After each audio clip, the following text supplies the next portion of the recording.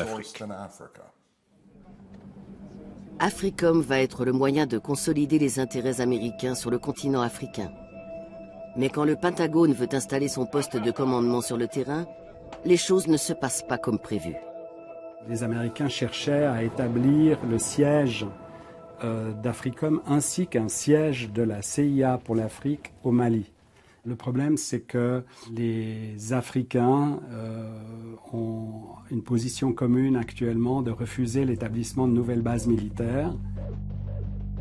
Cette opposition a obligé les Américains à installer la base de commandement d'AFRICOM à des milliers de kilomètres de là, à Stuttgart, en Allemagne. La résistance contre toute présence militaire américaine est longtemps menée par un leader africain charismatique et fort riche, le même qui est depuis des décennies une sérieuse épine dans le pied de l'Occident.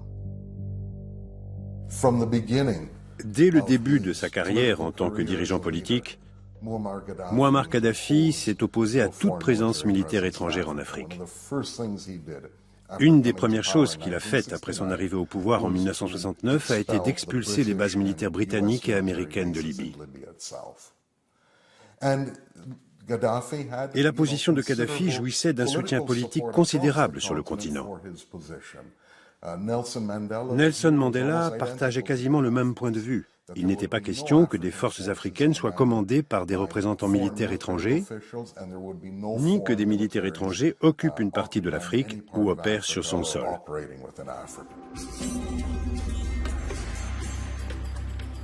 Kadhafi a joué une partie complexe avec les pays occidentaux.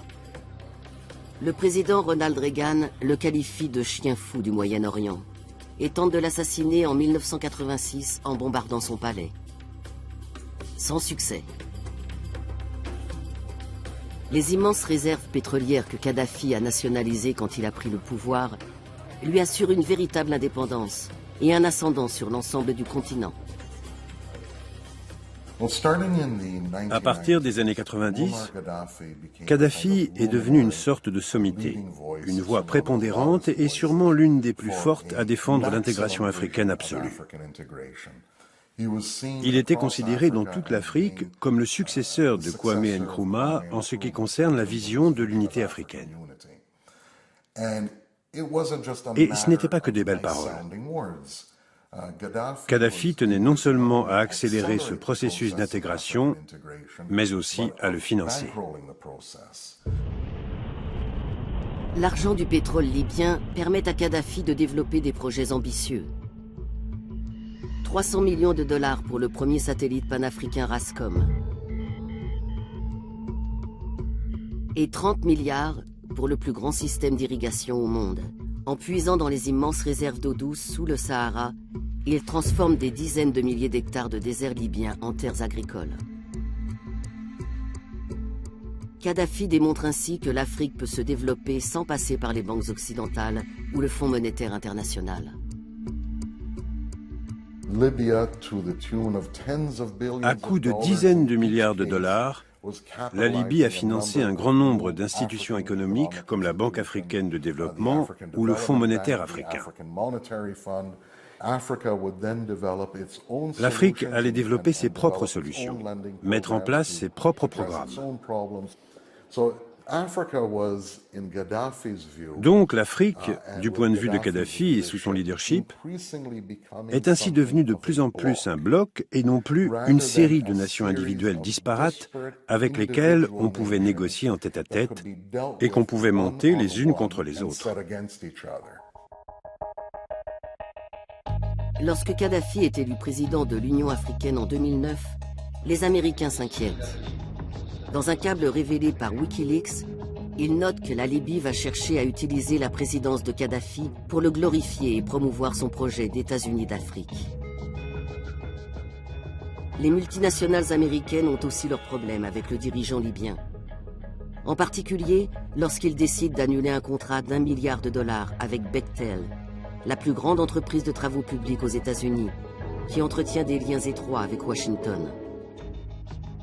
Le fait qu'une compagnie ayant le savoir-faire et l'assise financière de Bechtel ne soit pas parvenue à décrocher ce contrat est un avertissement pour les entreprises américaines et occidentales qui cherche à s'implanter sur le marché libyen en pleine expansion, ainsi que pour les autres entreprises américaines qui envisageraient d'y investir.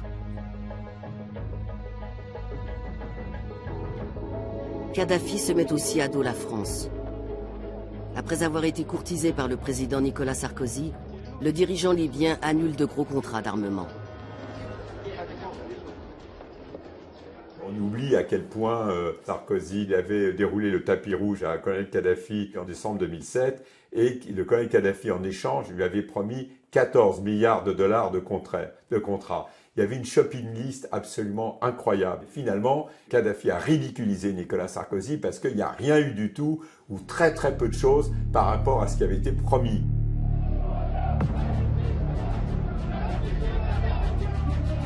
En mars 2011, alors que le printemps arabe se répand en Afrique du Nord, la France et les États-Unis décident d'agir.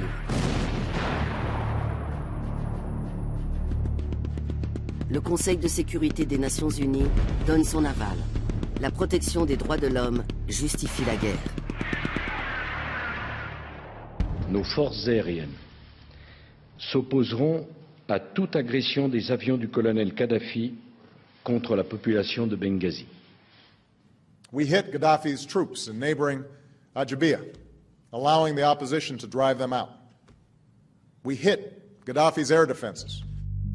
C'est la première guerre d'Africom et son commandant en chef est le premier président afro-américain. Pour reprendre les mots du gouvernement Obama, le rôle des États-Unis dans la guerre contre la Libye consistait à diriger par derrière. Mais le plus intéressant, c'est que la guerre a été ouverte et dirigée d'abord par Africom, puis la mission a été reprise par l'OTAN.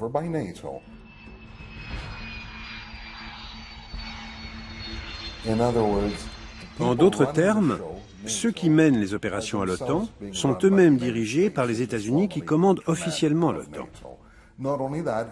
En plus de ça, après l'arrêt des bombardements et avoir fait l'éloge des alliés en Libye, Obama a révélé qu'un certain nombre de bombardements français avaient en réalité été effectués par des pilotes américains.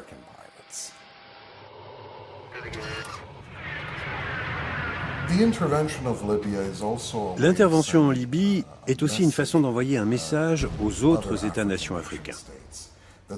S'ils se lancent dans un processus de défiance radicale visant à une indépendance radicale dans un processus nationaliste et anti-impérialiste, il pourrait y avoir des conséquences qui ne sont plus de l'ordre de l'hypothèse. Cela revient à envoyer le signal clair aux États africains qu'il y a des limites dans lesquelles ils doivent opérer et qui ont été fixées par les opérations militaires américaines.